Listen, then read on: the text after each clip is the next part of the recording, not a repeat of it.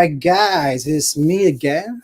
Tuesday night, the new night, and it's the Dad Next Door show. I'm your host, Jason Centeno, aka Daddy's Fast Cash, and I have a pretty special guest for you tonight. He's another Philly hometown boy. I found that out by accident after I got to attend his church one fine Sunday about 2 months ago, and he's a really interesting character. I'm excited for him to meet you all and for you to meet him, and you will be hearing from him shortly. Let me get to the good stuff, and we'll be there in a second. Be right back. Fatherhood. It's how we keep our tribes and families strong. You've landed in the right place if you're ready for dad jokes, tips, and tricks on fun parenting. Also with interviews with some of the coolest dad entrepreneurs we could track down and have them share their strategies to tackling it all in business and life on the Dad Next Door. And now, your host, Mr. Dad Jokes himself, Jason Centeno. Hi, Hannah. They don't show you it in action because things like this. Oh, fix it.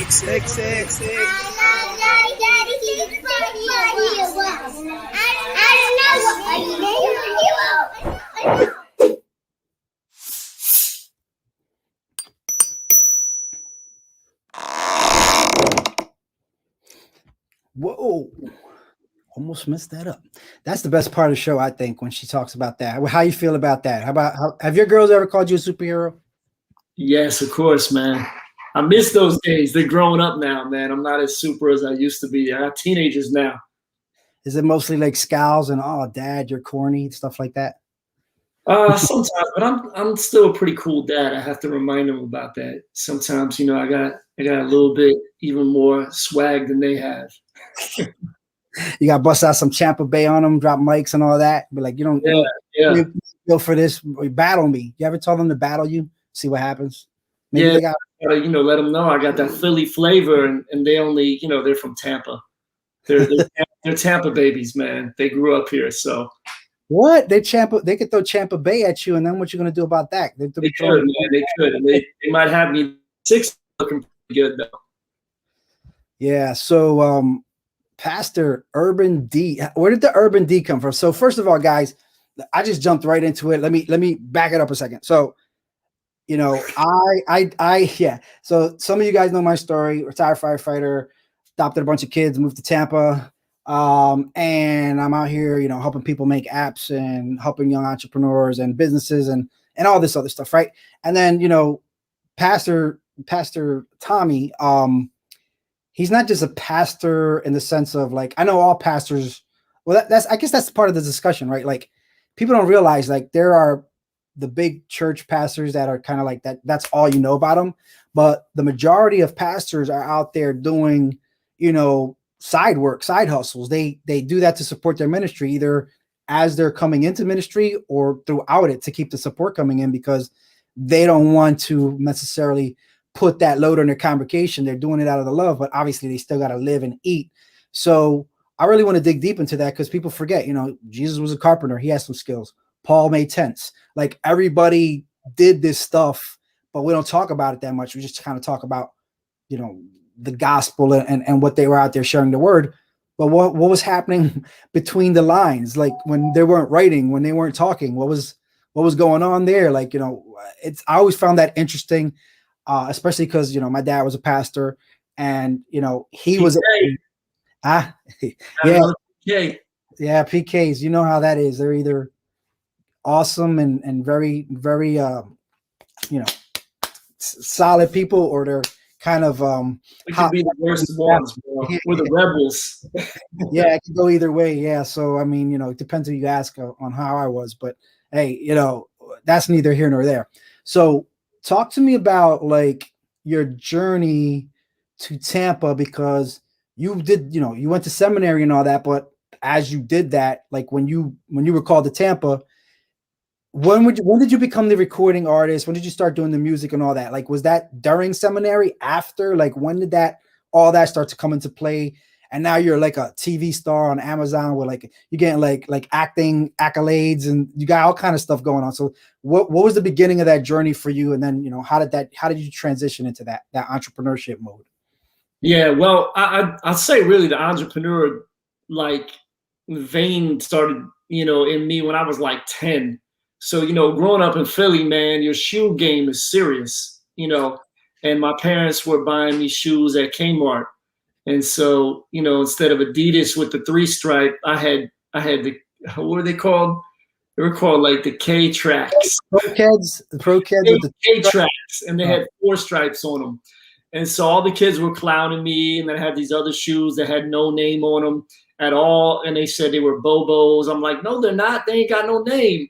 They're not Bobos. They're like, that's what Bobos are. So they were just dogging me. So I'm like, I want to get some Nikes, So I came home, told my parents, and my pops was like, pastor of a small urban church. I was like, how much some Nikes cost? I'm like 35. This was back then, right? He's like, man, them sneakers they're the same thing as the ones we get you at Kmart for $9. I'm like, no, they're not, And so it was just like, listen, if you want to get those Nikes, you gotta figure out how to get the money yourself, because we ain't got the money like that to waste on that, right? So what did I do? I said, all right, I'm gonna find some way I can get $35. And so I started throwing doors on my street to neighbors that I knew. I'm like, hey, you need me to like pull your weeds or rake your leaves or shovel snow or wash your car or cut your grass, So I was just like trying to do whatever I could, and ended up starting this lawn business, and ended up having about, 12, 13 customers. And I was making pretty decent money as just, 11, 12-year-old. By that time I kept building it. And so I always had that entrepreneurial like side, because and I'm grateful for it that I didn't have everything handed to me. It created this hustle inside of me. So fast forward to I'm in Bible college, seminary, and I'm in Florida. I transferred from Philly to Florida. Met my wife. She's from New York City. I had been rapping. I grew up around Philly, hip hop culture. I loved it. I was rapping since I was in middle school. On the bus in high school, I rapped in some talent shows. I rapped at church a couple of times. But anyways, in college, I started a rap group, and we were actually going into juvenile detention centers and youth groups and outreaches, and we were rapping. And so I was writing the songs. I was kind of organizing everything, getting the beats. I'd go back up to Philly, Jay. I would go back up to Philly on my breaks, and I would buy the maxi single, the cassette of local Philly groups that had the instrumental on it.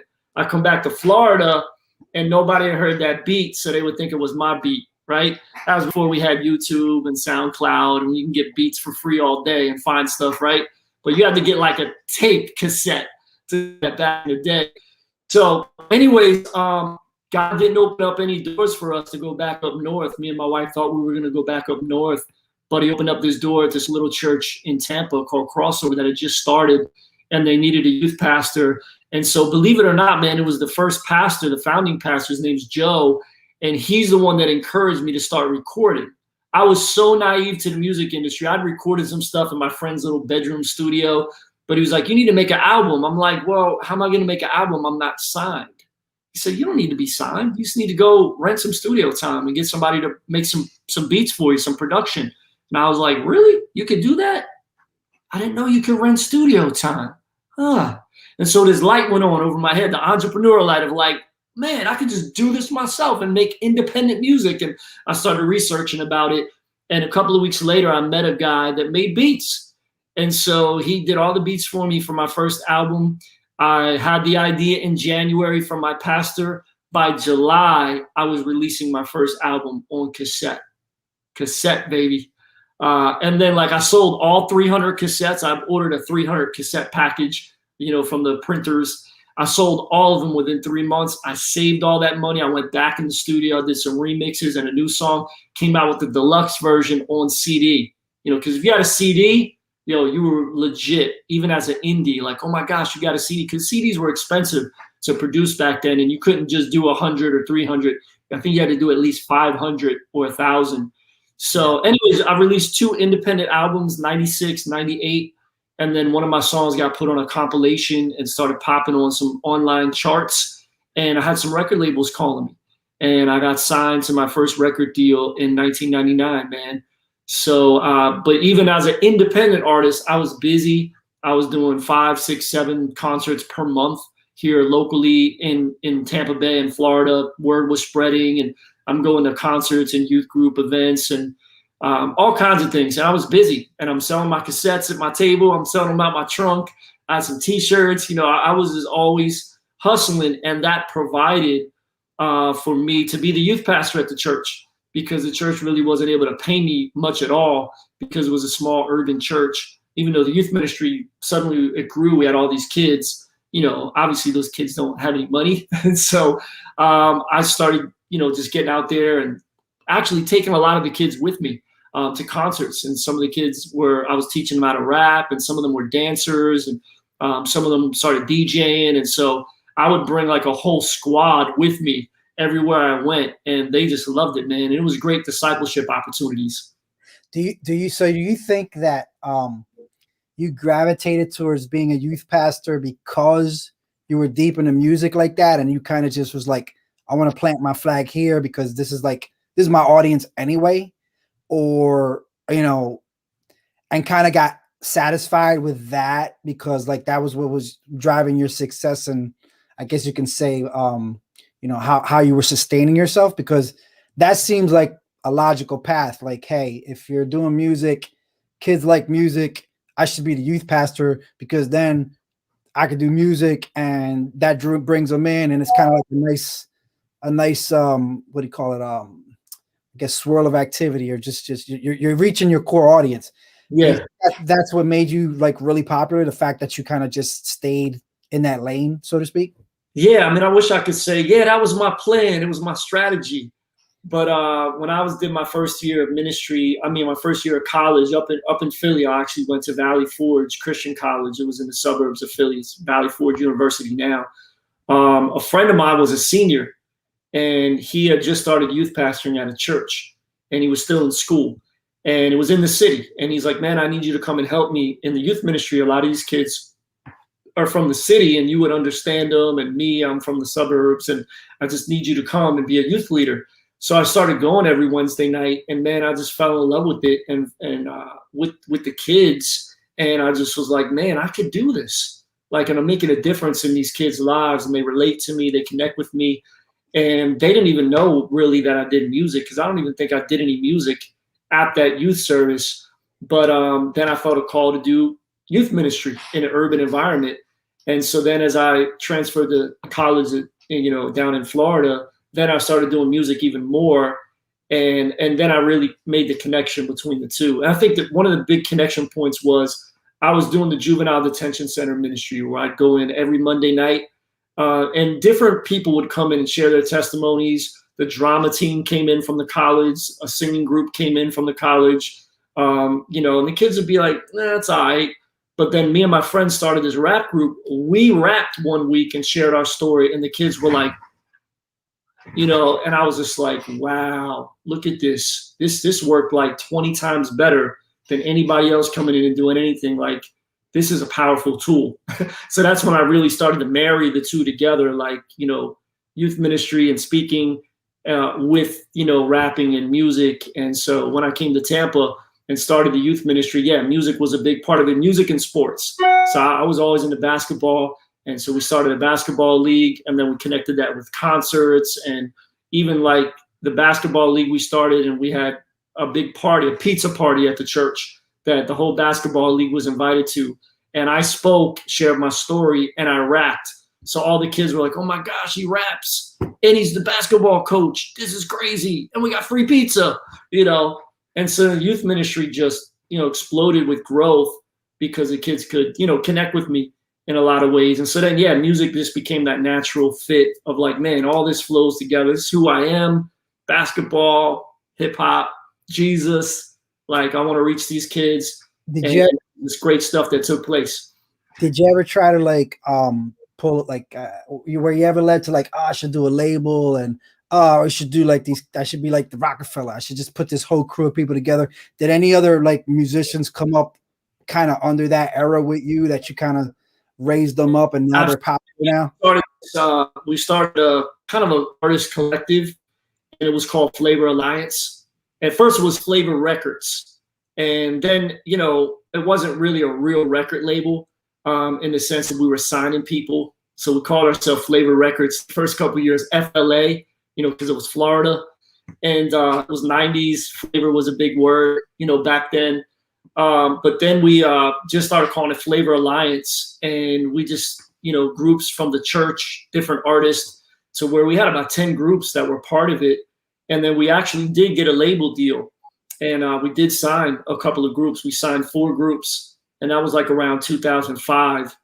And there was a lot of other big labels talking to me about starting a label as well. So there was just a lot of opportunities, but we did end up signing with a distributor, and we signed 4 groups, and we had a business guy. So I was kind of like the name and the marketing guy.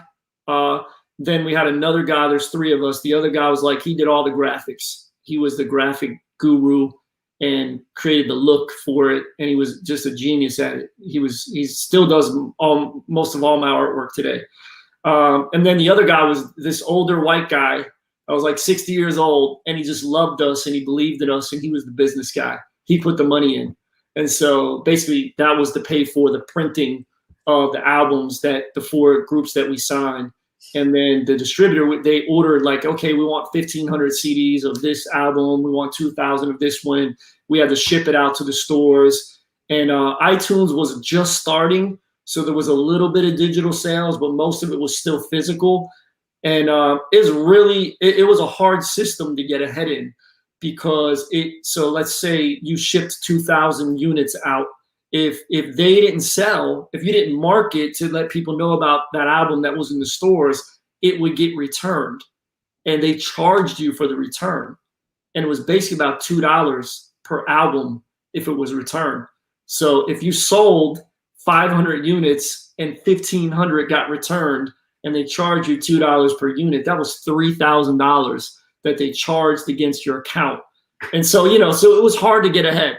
And so, we only did that for a little while, and then we're like, yeah, this is not working. I'm trying to run a church. I ain't got time to run this label that's, floundering. And some of the artists that we signed, to be honest with you, they weren't serious. They weren't pushing their album themselves. They weren't getting out. They weren't doing shows, and we were kind of doing all the heavy lifting. And so we were just like, yeah. Did you ever get connected to anybody that was like, I guess, secular artists at the time, or people that may have crossed over, like Mace or somebody like that? Did any of that ever happen for you? Because I mean, every once in a while, people rub shoulders, hear about each other. I'm just curious. Yeah. I got to meet Mace at an event when he became Minister Mace. But I'll be honest with you, man. I was skeptical. I'm like, anyways, that's another story. But I did get to meet KRS-One, and if you grew up in hip hop in the 80s and 90s, he was like the teacher, the lyricist, Boogie Down Productions. I used to have a lot of his stuff. He actually came to Crossover in 2008, and we put on like a meeting with some local hip hop leaders in the Tampa community. And so he got to come to the church, and I gave him a tour. We got to chop it up for a minute. That was really cool.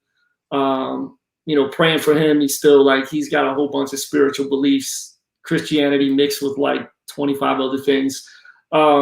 Kid and Play. I've been friends with Play for over 20 years, and Play is a solid believer in Jesus. And he's been to Crossover several times to share his testimony and story. He was on one of my recent podcasts. I had him on, and I got to act with him in the TV show that I recently did called Church Folks. And so that was like an honor to be acting with Play. I would have never imagined, like, if I'm watching House Party back in the 90s with you, Jay. We're watching House Party. If you would have told me you're going to act with this guy someday. And by the way, I had the honor and the privilege to be able to baptize Play in 2015 at Crossover. And so that was really a special moment. So you mentioned the show. So is he the one that brought you into that? And then you said it's an Amazon and some other places into that church show? Yeah. So the guy who produces the show was actually coming to Crossover Church. And so, our church has a lot of creatives and entrepreneurs. But we don't lose anybody. What was the name of the show, and where is it? That way we can give us some context. The show is called Church Folks, and it's available on Amazon Prime. And I think it's also available on Tubi. And it's one season that's out. It's 6 episodes, and we're supposed to be filming the second season coming up this summer, and it's supposed to be out later in the fall, like before Christmas. So Play is in it, from Kid and Play, Christopher Martin, and Dorian Wilson as well. He's another like known actor, and Dorian Wilson is from The Parkers. If you remember that TV show, The Parkers on BET, he played Professor Ogilvy. He was on Sister to Sister. He's been in a lot of different TV shows and movies, but he's a pretty well-known guy. So it was an honor to be able to act with a couple of those guys who are, pros. Me, I'm not even trying to be an actor, but I got invited to. So here's invited to be on the pilot, and so because I connected Play with the guy from my church that was writing this script, and he had done a couple other movies. My daughter acted in some of his movies before, and I actually had 2 scenes in one of his movies. So I'm like, okay, I played a parole officer, checked it off my bucket list. Cool, I did some acting, it was fun, but I never thought I would really like pursue it or do much more. But he hit me up and he said, hey man, I'm doing this pilot for a TV show called Church Folks, and I got a role for you. I'd love for you to play this associate pastor. It's just a couple lines. And I'm like, all right, cool, send it to me. So I looked at it and I was like, all right, this looks cool. And Play's in it, man, that would be really cool.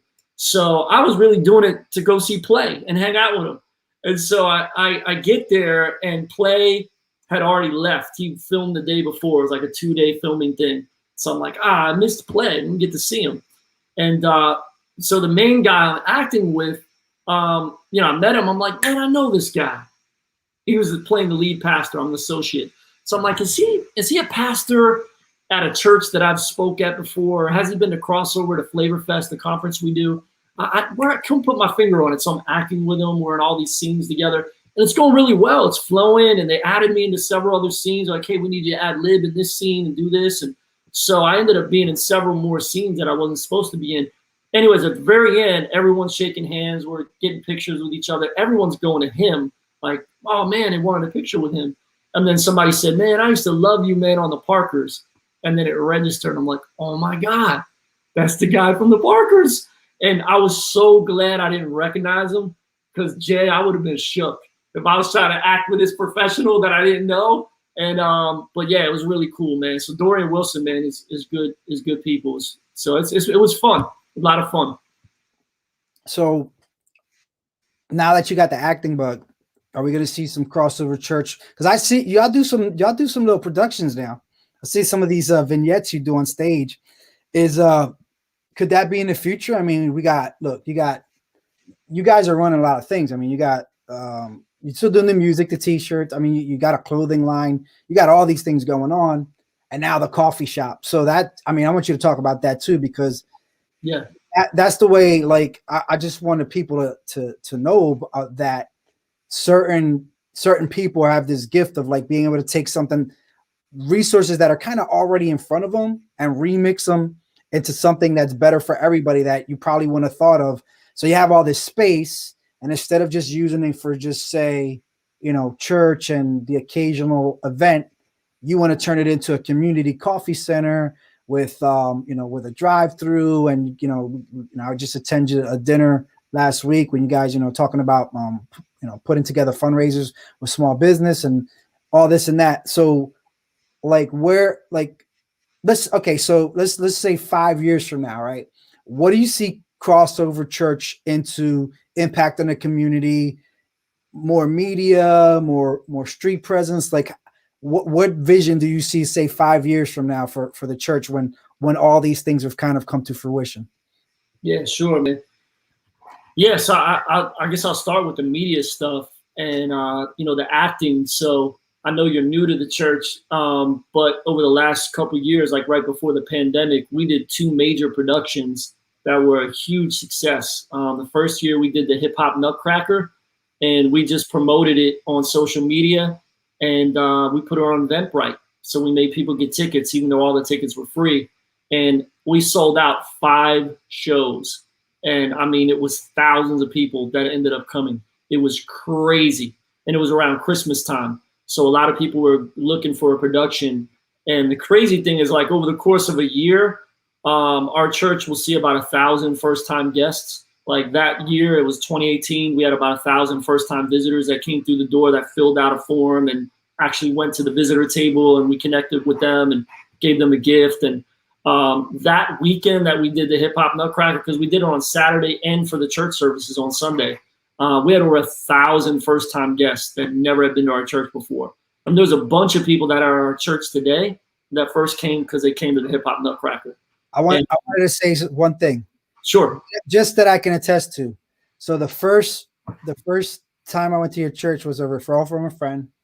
And two things. Number one, I think every church should have a DJ, because I felt like I was in what do you call it? The Russell Simmons Jeff Jam, but the Christian version when I came in.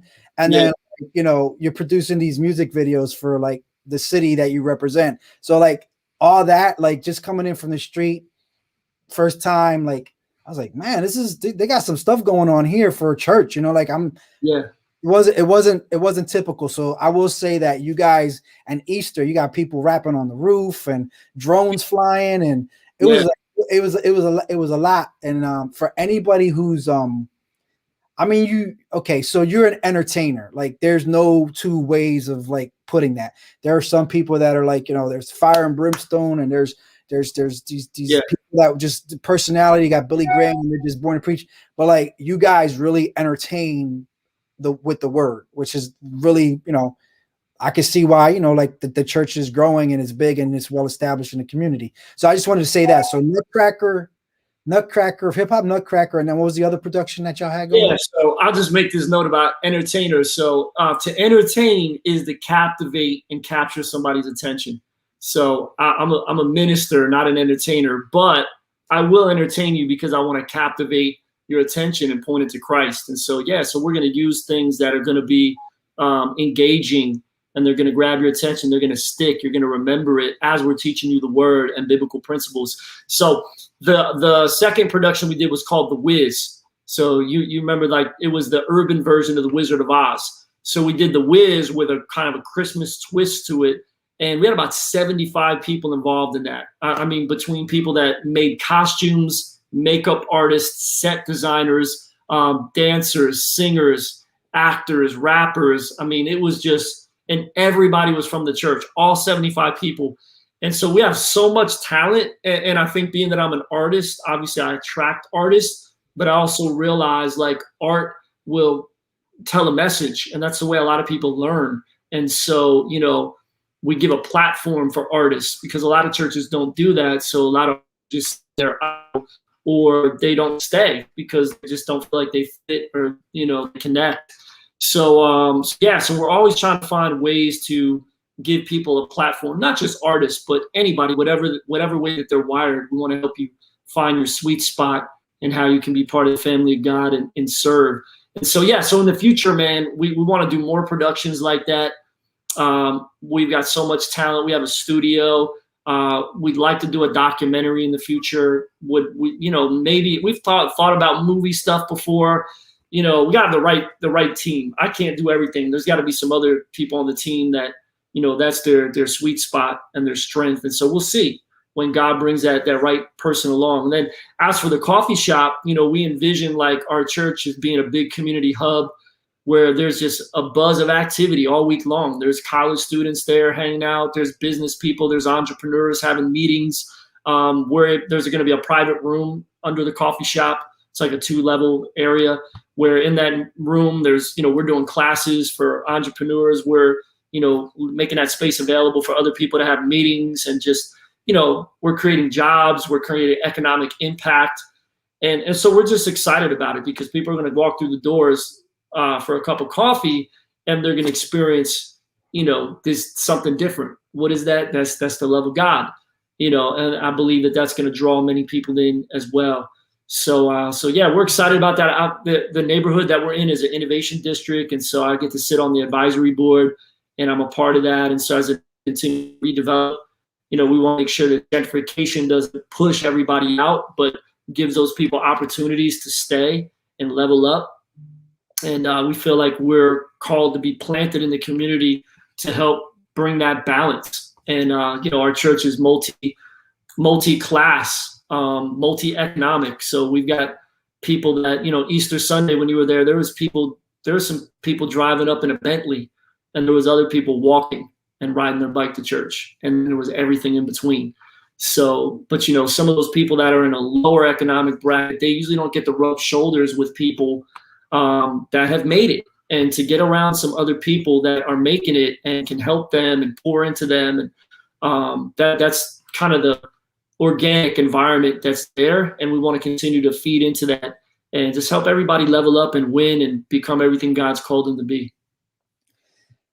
Yeah, that's awesome. It's a great vision. And I even, you know, you got so much space. I mean, you could probably hold music and acting classes there, you know, during the days, and probably get even more people involved, because you already have a place for these people to express their artists, you know, their artistic inclinations. You got art on all the walls, you got music everywhere, you got clothing. It really feels like almost like they have them in the Northeast. They're kind of like collective collaboratives, where you'll go and there's just like a lot of artists doing different things, painting, cutting hair, whatever, and all these different sections, and it's all this activity going on. But you know, it's united by like this spirit of just artistry, right? So I mean, something to look at. Your daughters, does any entrepreneurship run in your family? Like, are any of them doing anything? Like, you know, Yeah. I think I've seen one, the older one, but like, how's all this, you know, being, I guess, affecting them as far as like what, you know, the path they want to take? Yeah. So not, you know, every kid isn't wired the same way.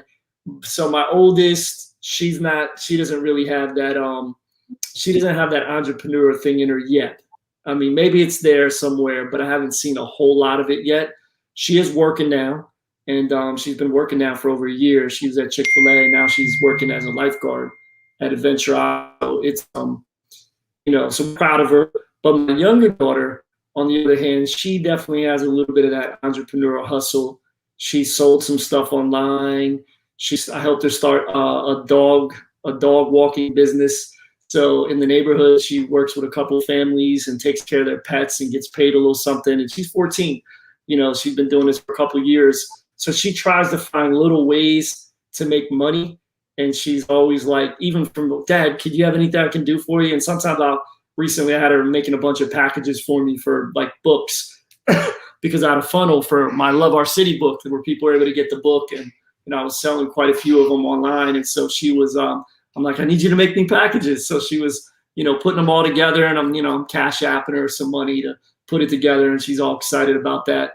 So she definitely has that entrepreneur like hustle in her, and she's trying to, you know, figure out what's next. But she's, you know, she's only 14. She's looking into all that. But yeah, my oldest daughter, she does have a little bit of music stuff in her. And I know you said I was the music dad. So I included her in some of my music stuff, and she sang on a few of my albums here and there. And on my latest album, which is called Love Our City, we did a song where she sang on the hook of it. Yeah, that's the logo right there. I got a rap. Yeah, baby. So she sang on it, and she's been able to travel with me to a few different places on some trips out of town to basically sing the hook and help run my merch table. And you know, she loves it, staying in a hotel and traveling and taking pictures on Instagram and Snapchat and showing her friends. Like, I just went with my dad to Chicago, and I just went with my dad, you know, to this concert here and there. And so yeah, so we've had some fun moments and some memories that we've made. I always try to include them. My other daughter, I've taken her on some trips as well, even though she doesn't get on the stage. She'll help run my merch table, and so they love to travel with Dad, and I get to do that occasionally when it lines up with their school schedule, you know. So it sounds like you got a future manager and a future artist on your hands, which isn't a bad combination for there you go. Family. Yeah. So what does your daily routine look like with all this you got going on with the kids? I mean, you don't have the same amount of chaos that I got, but you know, you're running a church. You don't have children, but you have sheep, and you have a lot of people that you're responsible for on a daily mostly daily basis. So like, what is that like for you to, clock in, so to speak, and then, pour into people and then still come home and take time with your daughters and your family? Like, tell us about that a little bit. Yeah, definitely. It's busy. My life is definitely busy, but you got to put some boundaries in place. And one thing I learned years ago was I got to take a Sabbath, a day off. God wired us to work 6 days and then rest one day. So whatever day that is for you, some people are like, oh, it's got to be Saturday, or people argue about the Sabbath. Is it Sunday? Is it Saturday? Listen, my Sabbath is Monday. It's definitely not Sunday. I'm working. I'm preaching 3 services. I'm ministering to people. I'm like wiped out after I do all that. I love it, but it's emotionally and physically, it takes it out of you. So Mondays I take the day off, and our staff does, and I've implemented that. Like Monday we all rest.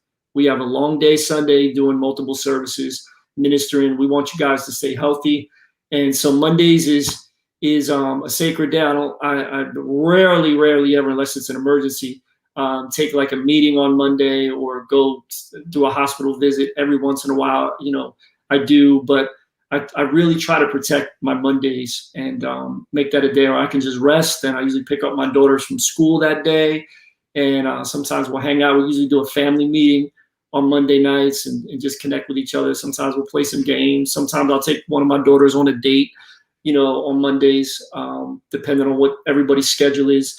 But then Tuesday through Friday, man, I'm going hard, bro. It's and we don't start super early. I usually go into the office around between 9 and 10, but then I'm usually there till 6 or 7. And then obviously on Wednesdays we have Bible study that night, so I'm not leaving the church till after 9. And then sometimes there's extra meetings. Like last week we had a fundraising event for the coffee shop on Thursday night. Didn't leave till like 10:30. And then Friday night we had a volunteer party, a 90s party. And so we all broke out our 90s gear, and there was over 100 volunteers that came. We had a big party and we had food, and it was a lot of fun, but it was 2 days that were really long right in a row. So Saturday, man, I was just like, I was trying to rest up for Sunday. And Saturdays we generally have off, but I mean, probably at least once or twice a month, there is some stuff on Saturdays that we're doing, with the church. And, but there is some Saturdays we're free. And then pre-pandemic, I would travel a couple times a month, and usually at least one of those times would be one of the weekends. So usually 2-3 nights a month, or maybe 4 nights at the most, I'd be sleeping in a bed in a hotel somewhere because I'm speaking at a conference or another church. And, sometimes my kids will come with me, or one of my kids will come with me each time. Sometimes my wife will come with me. Sometimes I'll even take, another person from the church with me on those trips, depending if they fly 2 people in, or, so yeah, my schedule's busy, but I've been doing this a long time. So I try to manage it well. I'm high capacity. When I travel, I actually get a lot done on planes because my phone doesn't work. And so on the plane, man, I knock out a bunch of emails. I can't send them. I never buy the email package because I don't buy the Wi-Fi package. I don't want to get online. I don't want to answer emails in real time. I'm just answering old emails. I'm writing songs. I'm writing sermons. I'm, working on maybe writing my next book on the plane. And so I get some of my best work done on the plane. And then I can sleep on planes too. I'm a good sleeper on planes if I need to catch a quick nap. But yeah, it's busy. It's a busy life, but it doesn't feel busy all the time because I'm doing what I love. And when you're doing what you love, man, it fuels you and doesn't feel like work. So with the kids, right? So, I like to get into this too with there's entrepreneurs, dadpreneurs, however you want to put it. We got business life, which you just explained is pretty busy life. Your business is, fisher of men. Everybody has their different business. What, as far as the children go, like, what do you think is your dad's superpower with your children?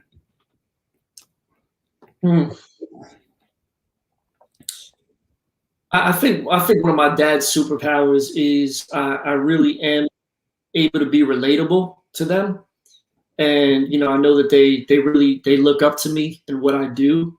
And, you know, my daughters really do think I'm pretty cool most of the time. Like, for instance, a couple of years ago, before we got our youth pastor that we currently had, we were in between pastors, and we had no youth leaders in our youth ministry that were capable of getting up front and really running things. Because the guy that was running our youth ministry, his dad had passed away. And so he had to immediately like move to Atlanta. And so it happened so fast that we weren't able to find somebody quick enough. So I told our staff and our church leadership team, like, listen, guys, I'm going to have to step back there. I have not been in youth ministry in forever, but I know I'm still relevant to kids and teenagers like me. And, you know, I can relate and connect in a lot of ways. And so I'm going to step back there. And so, you know, I got a little pushback on it, like, well, who else is going to do it? You know, and so then everyone was like, all right, you're right. So I was back there for about 6 months on Wednesday nights leading the youth ministry, and I actually doubled in size.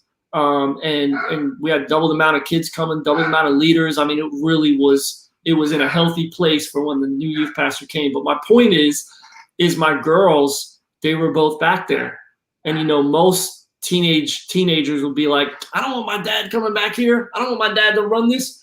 And they were excited that I was back there because they knew all the kids liked me, and it kind of like almost like gave them like some cool points, and they loved that I was back there. And so to me, that really spoke volumes of like, wow, because everyone was telling me, like, oh, you're in youth ministry now? Oh, man, your daughters must hate it, right? I'm like, no, they actually love it. They're excited that I'm back there, you know, because they know I connect with the kids and I connect with them, and I'm interesting, and I keep everybody's attention, and the youth ministry has actually, you know, gotten even better now. And so, you know, so I think that's one of my superpowers. Not every dad raps and is cool and has a tight sneaker game, but, you know, somebody's got to do it. When you get up on stage and all the kids are like, I wish I could get them J's or whatever you got on. Oh, but yeah, I do have a pretty good sneaker game, but I will say this, almost all of my sneakers now, they were all given to me. Because people see me rocking sneakers and they think it's so cool. And like, people buy me sneakers. Like, every year I get at least 2 or 3 pairs of sneakers that people from the church buy me. Or when I go travel and speak somewhere, this has happened to me at least 3 or 4 times in the last few years, where like they'll give me a pair of Jordans for coming to preach at their church. I mean, custom joints or classic? I'm not balling that much. No, but I mean, you know, they'll give me a pair of Jordans. Like, it'll be a surprise. Like, I'll get to my hotel room after I spoke that night, and they'll have a gift basket and a Jordan box on my bed, and I'll be like, oh my gosh, wow. Maybe you could be their next influencer spokesmodel. Like, if people just keep gifting you with Nikes instead of listen, man, I'll preach for sneakers. Like, hey, corners. We'll preach for kicks. That is a Northeast thing though. But yeah. So how about, so the alternative, the other side of that coin is, what do you think your dad kryptonite is with your kids? So what do they get? And because they're girls, I mean, you know, they're always going to have that extra not get over in dad, but like that leniency on certain things. So what do you think your kryptonite is with them? Yeah, I mean, you girls, bro, they steal your heart, man.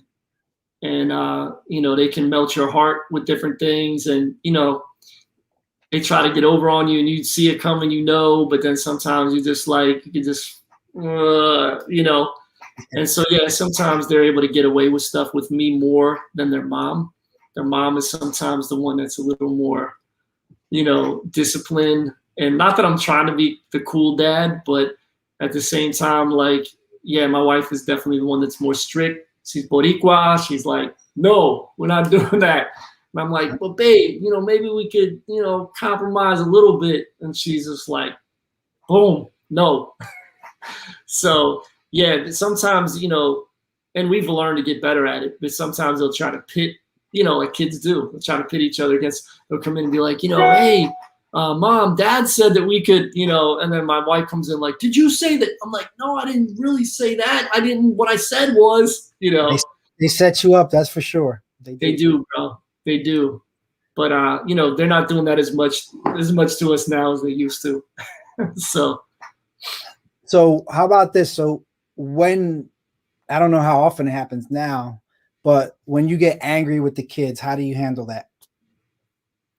Yeah. You know, there's not times when, thank God, we're not the kind of house where there's a lot of yelling or drama happening, but there's definitely moments that we get disappointed in some of the decisions that our kids make, or, you know, whether that deals with them getting their homework done or some of their grades slacking, or, you know, them saying they were going to clean something up and they just didn't. And so, you know, that can definitely be challenging, but, you know, what we try to do is we try to, you know, discipline them in ways that, you know, we don't spank them or anything anymore, but we try to take things away, you know, so there's consequences, and they know there's going to be consequences, whether we take away their computer from them or, you know, even their phone for a period of time. And, you know, that rocks. Without technology, man, these kids get rocked, bro. Like, what did we do back in the day, right? But that definitely rocks them. And so we always try to find those ways to have, you know, the consequences, but then the real conversation. This is why we're doing this. We love you. We care about you. You might be mad at us right now. You might hate us right now, but you're going to see later that we did this because we care about you, and the decisions that you're making, this pattern that you have in this certain area, it's going to lead you so you're not going to be successful. We want to see you win because we care about you.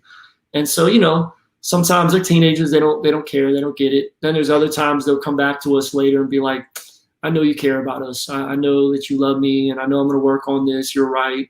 You know, we don't always get those I know you're right things that often, right? But every once in a while. And some of that will come later, you know, when they're all grown up and they have kids and they come back and be like, did I used to act like this? Yep. Because we used to act like that with our parents too. You know, comes full circle. So I'm grinning because you said your wife was Boricua, but then you said we don't yell, which I was like, really? Because I mean that you know, not for nothing, but she doesn't yell as much as she. Some yelling. I've kind of helped. I've helped bring a little bit of calmate, you know, a little bit of calm and peace. That comes out, and sometimes, you know, while we're driving even. So it's like, I just found that amusing, but, you know, I guess that's like, you know, you got to better handle it than some of us, I guess. So it's been a minute, bro. We've been married 25 years. So, well, like I said, sometimes that lasts a lot of years too, but, you know, we all got our struggles and our ways of dealing with it. And, you know, with the younger ones, sometimes there's a lot of noise already going on, so you kind of got to get above it, and that is what it is. But that was too much of a tangent. What's one like weird or strange things that's like weird thing that people don't know about you, if you don't mind sharing? Sure. So to rewind, like, you know, here I am in the pastor that wears sneakers all the time and raps and all that stuff, and you know, so I dress very casual generally, you know. But back when I was in high school and college, I was actually a suit salesman, and I sold suits, and I wore a 3-piece suit to work every day, ties. And I mean, I had several suits, and I was helping like men pick out suits, and I was on commission, and I was making good money for back then. I mean, this is like back in the early 90s. I was making like $15 an hour. A lot of times, even 20 sometimes, because you know, they would have a special sale on suits, and people be coming in. Man, I'll be selling suits left and right, and I knew how to do alterations, to where you measure people for the alterations with the suits and stuff. And yeah, so and I really enjoyed it. Actually, I really liked retail, but it's funny because I'm not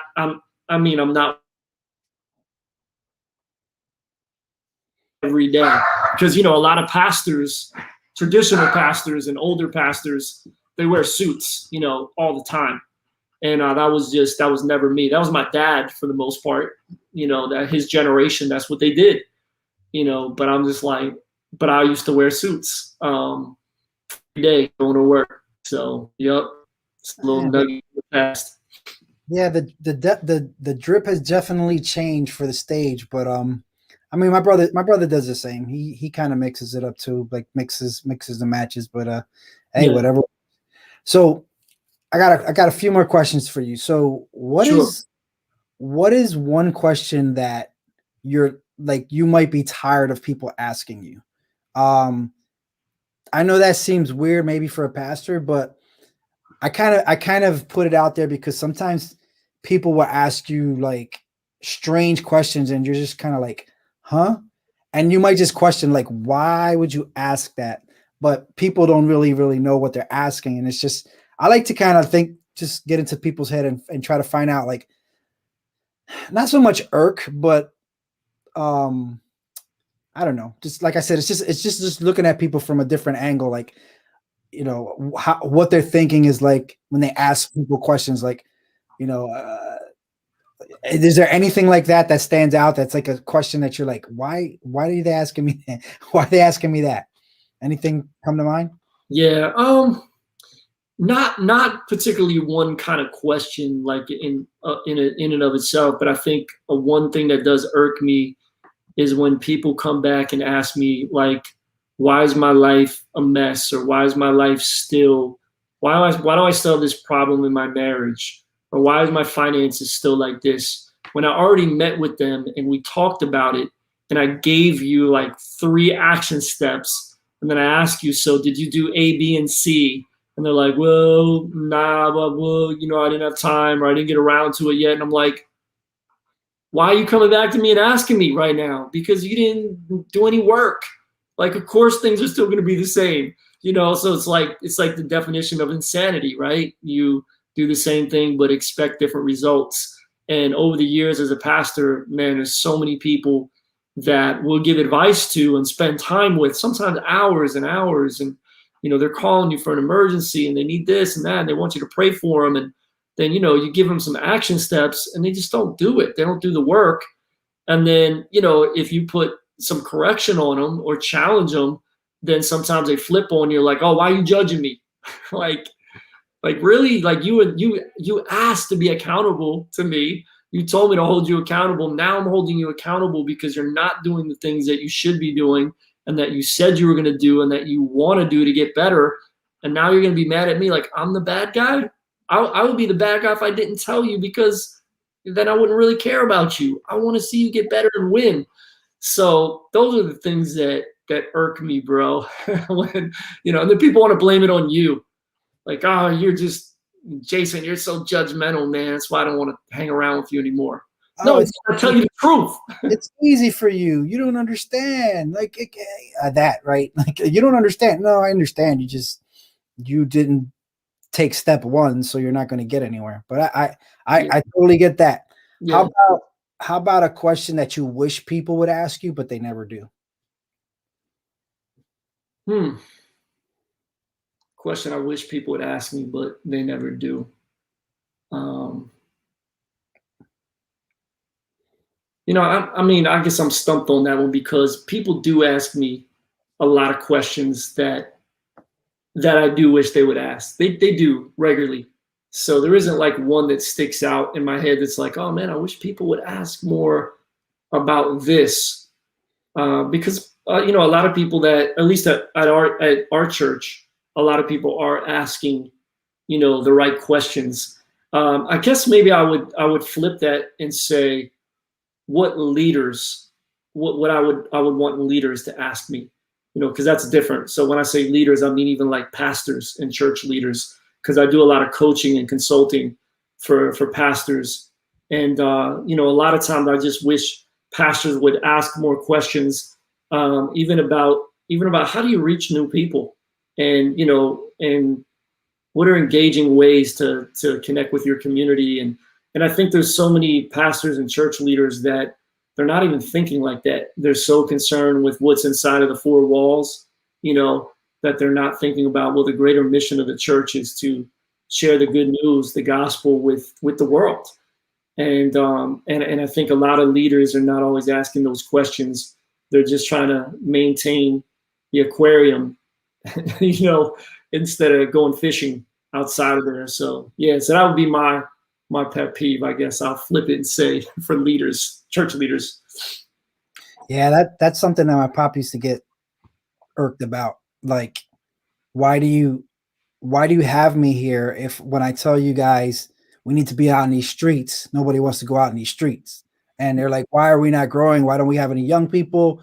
Why, why is this stale? Why does it feel like we're running in place? It's like, because you're not doing anything more than sitting there and listening. You're not doing anything with it. So I've heard him, he didn't express it exactly like that, but I've heard him talk about that as a definite thing that, that bothered him, which actually caused him to move, because he felt like if I can't inspire you to do this and follow me and do the things that you say you want, then why am I here? There's only so much I can do. And if you're not willing to follow me to do it, then I might as well go somewhere else. And, and then he just downsized, and now he loves what he does. So, sometimes a big church is not what people need. It's a small church of hungry action takers versus a big old church full of, sit around and twiddle your thumbs and wonder why the world's changing around you. You can't do anything to affect it. So I feel you on, how do, I guess, I'm trying to think. Do you do any, like you mentioned coaching, do you do anything like masterminds among pastors? Like, just like with entrepreneurs, there's like masterminds for like business and things like that. You guys are you involved in anything like that? Did you ever kind of, because you're a coach? Yeah, and you do so I do a monthly thing. I call it the Innovative Pastors Network. And so there's a couple dozen pastors that are part of it. And it's funny because I have my computer on a box right now, but this is one of the products I've created that goes along with it. And there's actually a box kit, it's an innovation box. And inside of here, I include, it's got a really dope design. This is my designer I was telling you about that used to do the hip hop album covers. He makes boxes for me now, baby. And so here's the other box. There's two boxes here. This is the Love Our City box, the leader's kit for that. And those are all the different pieces that are inside of it. So anyways, but so with, I just mailed one of these out today, the innovation box, because somebody new signed up for it. So yeah, every month I do a live Zoom call with everybody that's part of it. And then there's a number of resources that I send them physically and digitally on a regular basis. And they have access to watch the replays. But I coach them along with like, here's a real innovative thing right now that's working in real time during the pandemic, or now coming out of the pandemic, because pastors need fresh ideas right now. And we have a lot of creative minds, not just myself, but some of our team is really creative. And during the pandemic, our church has actually thrived, and we've grown in a lot of different ways. And so, that's not the story for most churches. So we just want to share that information with other pastors and teach them, hey, here's some of the things we're doing in this area, and with social media, and with our stream, and with discipleship, and, with outreach, and, how all that looks different right now. And so it's been really helpful for a bunch of pastors. And for me, like, I don't even do it for the money because I don't charge a whole lot, but it's a little stream of income for that particular thing. But I do it because I really want to see other churches win. And I love it when I see pastors implement some of the ideas and customize it, make it their own, and make it even better. Sometimes, like, oh man, I didn't even think about doing it that way. That's great. I'm going to steal that, And so yeah, I do that monthly. And then I've created several different courses for pastors and church leaders. And there's some courses for just, regular people as well. And so, yeah, there you go. LoveOurCityBook.com.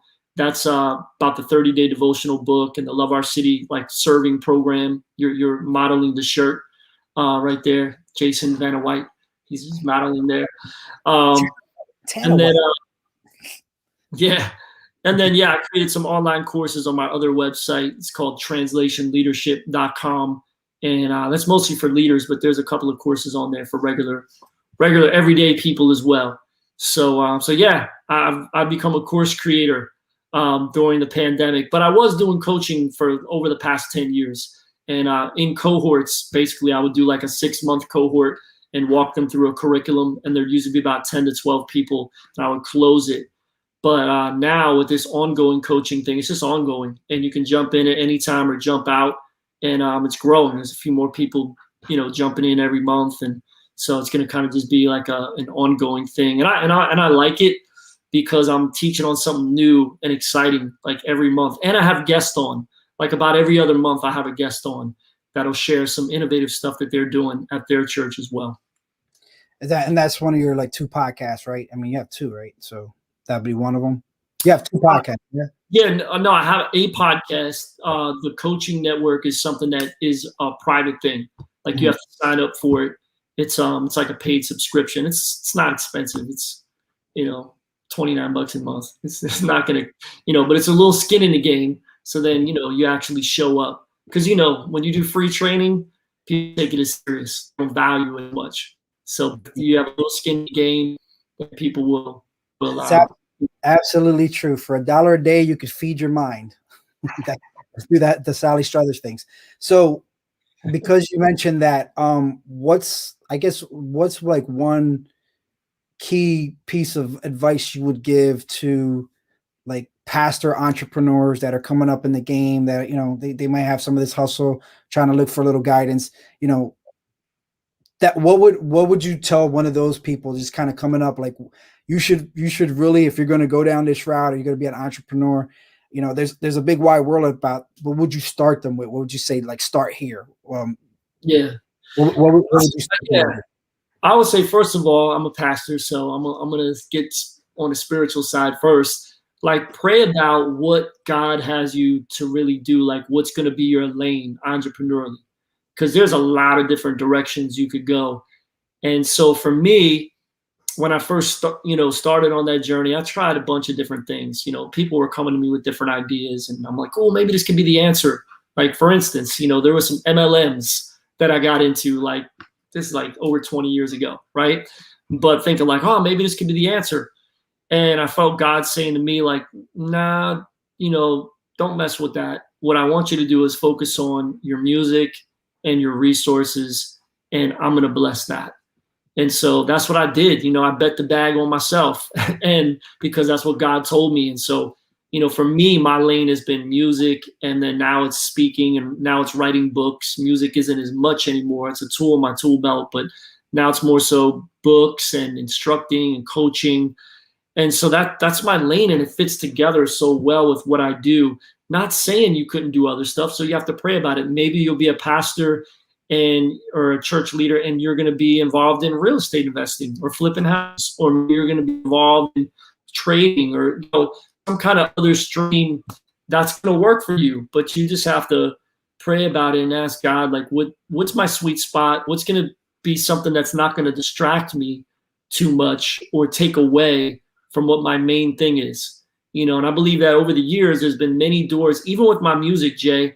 There's been times where it was about to go through the roof, and God kind of held it down, because if it would have went through the roof, I might not be a crossover today, in my earlier years. Or if there would have been some opportunity, like, I don't know, maybe it would have gotten so big and I would have been like, maybe my season is over at crossover. I need to go after this now, and there's been times where God's told me to, like, stop doing something, or no, don't go to that level, or God would just close the door. And I look back at it now and I'm like, okay, I see why he did that, because I and at the time the church was much smaller and didn't have the kind of reach and impact it does now, or influence. But now as I look at it, I'm like, man, I'm so glad God kept me here on this track, and I've been able to, be here for all these years and help shape what our church has become. And it's not a perfect church. There's no perfect church, but it's really a special place, where people are coming to Jesus. It's multi-ethnic, multi-class, multi-generational. It's big on the arts, big on outreach. And we're big on teaching God's word in a way that really sticks, to people's minds, and they can apply it. And it's just, it's a special place, and God's doing special stuff and reaching people that a lot of people that wouldn't normally be reached in a traditional church. And so, I could have missed that if my side hustle would have gotten, too big. And so I thank God he always kind of kept it just where it needed to be. So I kept the main thing. So that would be my last piece of advice. Keep the main thing, and your side hustle should complement what you do as your main hustle. Got it. Okay. So, Sat, we're winding down now, and as always, this is a dad show, and you need to come up with a dad joke. So, what you got for us, brother? All right, so I'm a meat eater. Are you a meat eater, bro? You are, man. I am. I'm doing less and less now, but yeah, I'm a meat eater. We had lunch together, man. You had some chicken. You had some pollo. I did. Pollo. So, what do you say to two vegans that are fighting? I don't know. Or what do you call? No. I'm sorry. What do you call two vegans that are fighting? What do you call two vegans that are fighting? Beyond beef. Beyond beef. Got it. Nice. Well, the impossible burger. So can I say a dad joke that relates to Go ahead, man. I know you got a better one than me, bro. You're the king of dad jokes. It's not a better one. It's just, since we're talking church stuff, like how do you make holy water? I heard this one. You're gonna say a bad word. It's not a bad word. You say it in church, you boil the hell out of it. Come on, bro. Don't now you're gonna go. I'm playing with you, man. I'm playing with you, bro.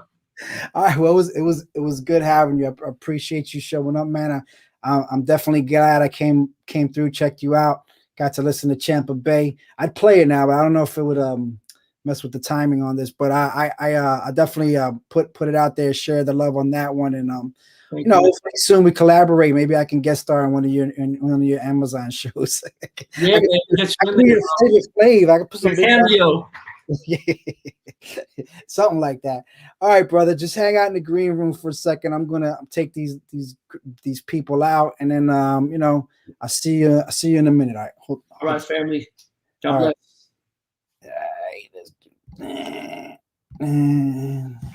All right. So, as always, every week I like to offer you guys a little something, and I think this week we're just going to talk about. If you guys I'm doing this young entrepreneur movement thing. If you have young people that are looking to, I guess maybe they're just getting out of high school or, entering college. Maybe they could even be, a junior in high school. This could work for anybody. Like I would say 17 and up. This might be an opportunity for you. Because I'm in the tech world, one of the things that we've developed is a thing called Young Entrepreneurs Movement. So if you have a young person who's looking to possibly work in the tech sector and learn more about that opportunity, have them text the word YEM to 305-602-3632 for what could be the opportunity of a lifetime. I think that's it. We talked about masterminds. If you guys are interested in that, we do one every Tuesday, actually right before this show, where we get together with a couple of entrepreneurs on business and life. If you're interested in getting into something like that, you could text the word mastermind to 305-602-3632, and your name would be added to somebody who we could have as a guest on 1 week, so you could try it out and see if it's something that you like to do. So I think that's a wrap for tonight. So for all you dads, pastors, dadpreneurs, and other sexy people out there who have still up watching this show, if you like what you heard, then don't forget 9 p.m. next week to tune in and turn up with the dad next door. Take care, comb your hair, and I'll see you on the next one. Daddy out.